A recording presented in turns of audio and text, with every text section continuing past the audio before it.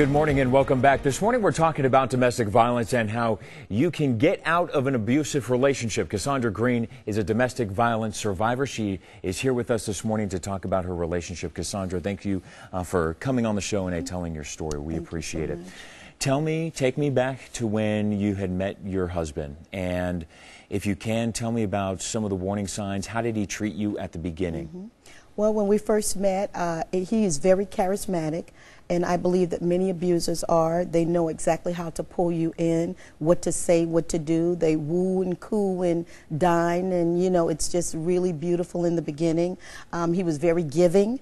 From the very beginning, he started giving me gifts and, you know, spending a lot of time with me, which every woman wants. So that attention getter from the very beginning was there. He knew how to pull me in. All right. And then when did things start getting abusive? Very shortly after we were married.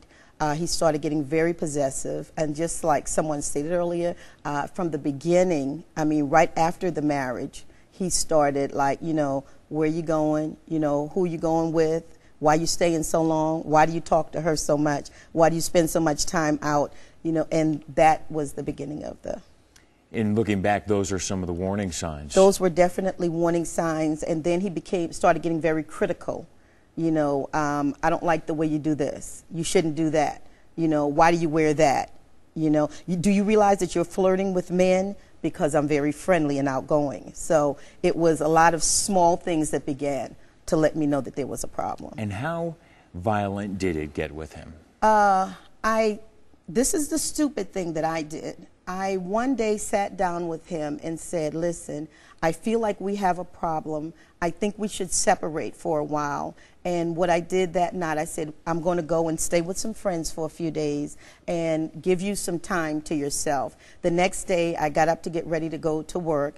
And as I was walking down the steps of our home, as I came down, he came behind me and he touched me on my shoulder. And when I turned, he punched me in my face and I hit the wall. He's a very big guy. I was a little small thing at that time, much smaller, and I was stunned.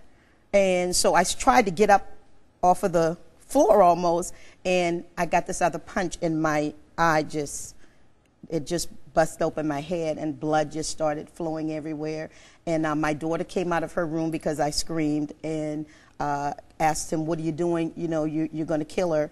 And I actually felt at that moment I was bleeding so hard, but I have a scar that I will carry the rest of my life over my eye because I didn't pay attention enough. Did you stay with him after that? I stayed with him like many other women.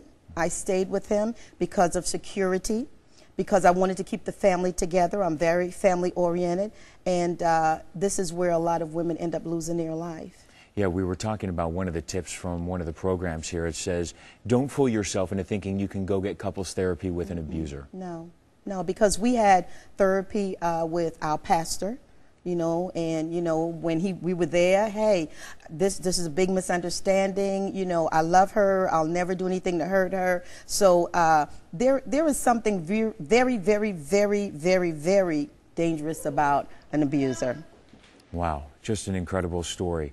And if you had a chance now, you have really changed your life around, right? You have started 2 programs that help women in domestic violence cases.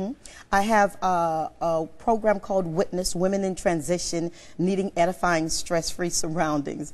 And I use that. I had a home and I use it as a safe house for women. But I've counseled women for over 20 years in domestic violence. And the one thing that I can say, when you're planning on leaving, do not tell your abuser. That is usually the first thing I tell women. If you have this as a plan, do not let them know, because that is when most women get killed or injured really badly. It's within that certain amount of time frame when they pick up the phone and they try to have that conversation with him saying, hey, I'm going to leave. Or are you face-to-face? Or face-to-face. You just say, pack up your bags and get out of there. Have a safety plan, like we stated earlier. Have a safety plan, but do not tell that person that you're going to leave. Cassandra, when a woman comes to you and says they've been abused, you're somebody who was in an abusive relationship, your husband had beaten you.